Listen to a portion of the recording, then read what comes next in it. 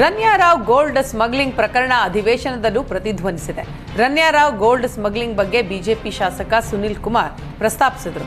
ಚಲನಚಿತ್ರ ನಟಿಯೊಬ್ಬರು ಗೋಲ್ಡ್ ಸ್ಮಗ್ಲಿಂಗ್ನಲ್ಲಿ ಸಿಕ್ಕಿಬಿದ್ದಿದ್ದಾರೆ ಅಂತ ಹೇಳಿದರು. ಈ ವೇಳೆ ಮಧ್ಯಪ್ರವೇಶಿಸಿದ ಸಚಿವ ದಿನೇಶ್ ಗುಂಡೂರಾವ್, ರನ್ಯಾ ದುಬೈನಿಂದ ಬರುವಾಗ ಕಸ್ಟಮ್ಸ್ ಏನ್ ಮಾಡ್ತಾ ಇದ್ರು, ಹೊರಗಡೆ ಕಸ್ಟಮ್ಸ್ ಬಿಟ್ಟಿದ್ ಹೇಗೆ, ಕಸ್ಟಮ್ಸ್ ಸಂಪೂರ್ಣ ಕೇಂದ್ರ ಸರ್ಕಾರದ್ದು ಅಂತ ಹೇಳಿದರು. ಇಮಿಗ್ರೇಷನ್ ಬೈಪಾಸ್ ಮಾಡೋಕೆ ಸಾಧ್ಯವೇ ಇಲ್ಲ, ಇಮಿಗ್ರೇಷನ್ ಯಾರ ಕಂಟ್ರೋಲ್ನಲ್ಲಿದೆ ಅಂತ ಸಚಿವ ಪ್ರಿಯಾಂಕ್ ಖರ್ಗೆ ತಿರುಗೇಟು ಕೊಟ್ಟರು. ಇದಕ್ಕೆ ಪ್ರತಿಕ್ರಿಯೆ ನೀಡಿದ ಸುನಿಲ್ ಕುಮಾರ್, ಯಾವ್ಯಾವ ಸಿನಿಮಾ ನಟರಿಗೆ ಪ್ರೋಟೋಕಾಲ್ ಕೊಟ್ಟಿದ್ದಾರೆ, ಇಲ್ಲಿಯವರೆಗೆ ಬಂದ ಗೋಲ್ಡ್ ಎಲ್ಲಿಗೆ ಹೋಯ್ತು, ಬಸವರಾಜ ಹಿಡ್ಕೊಂಡ್ರೆ ಎಲ್ಲ ಹೊರಬರಲಿ, ಸಚಿವರ ಕೈವಾಡದ ಬಗ್ಗೆ ಹೇಳಲಾಗ್ತಾ ಇದೆ, ಯಾರು ಆ ಸಚಿವ ಹೇಳಿ ಅಂತ ಕಾಂಗ್ರೆಸ್ಗೆ ಕೌಂಟರ್ ಕೊಟ್ಟಿದ್ದಾರೆ. ರನ್ಯಾರಾವ್ ಗೋಲ್ಡ್ ಸ್ಮಗ್ಲಿಂಗ್ ಆರೋಪ ಪ್ರಕರಣದ A2 ಆರೋಪಿ ತರುಣ್ ರಾಜ್ ಜಾಮೀನು ಅರ್ಜಿ ವಜಾಗೊಳಿಸಿ ಆರ್ಥಿಕ ಅಪರಾಧಗಳ ನ್ಯಾಯಾಲಯದಿಂದ ಆದೇಶ ಹೊರಬಿದ್ದಿದೆ.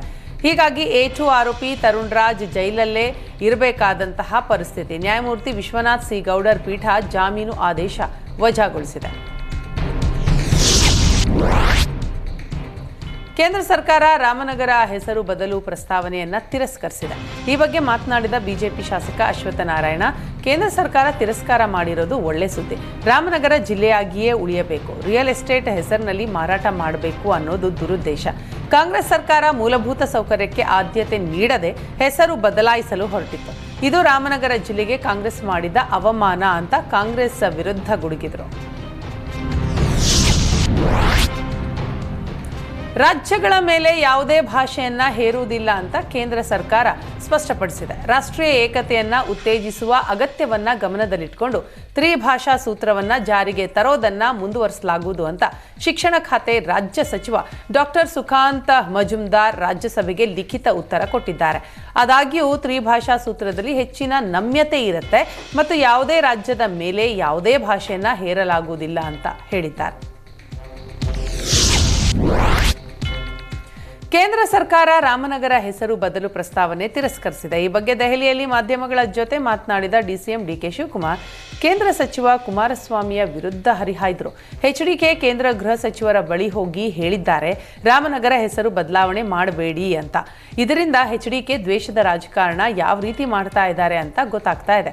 ರಾಜ್ಯಕ್ಕೆ ಸಂಬಂಧಿಸಿದ ವಿಚಾರ ನಮಗೆ ಹೆಸರು ಬದಲಾವಣೆ ಮಾಡಲು ಗೊತ್ತಿದೆ. ರಾಮನಗರದ ಜನತೆಯ ಮೇಲೆ ಗದಾಪ್ರಹಾರ ಆಗ್ತಾ ಇದೆ ಅಂತ ಡಿಸಿಎಂ ಡಿಕೆ ಶಿವಕುಮಾರ್ ಕಿಡಿಕಾರಿದರು.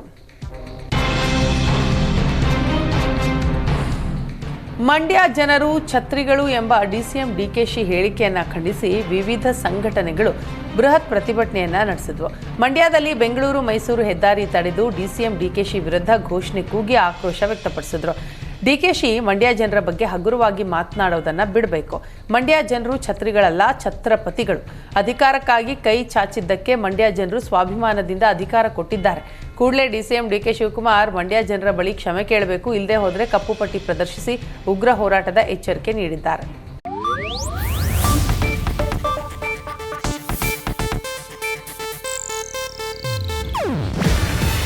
ಇದು ಏಷ್ಯಾನೆಟ್ ನ್ಯೂಸ್ ನೆಟ್ವರ್ಕ್ ಪ್ರಸ್ತುತಿ. ನೀವು ನೋಡ್ತಿದ್ದೀರಾ ಏಷ್ಯಾನೆಟ್ ಸುವರ್ಣ ನ್ಯೂಸ್.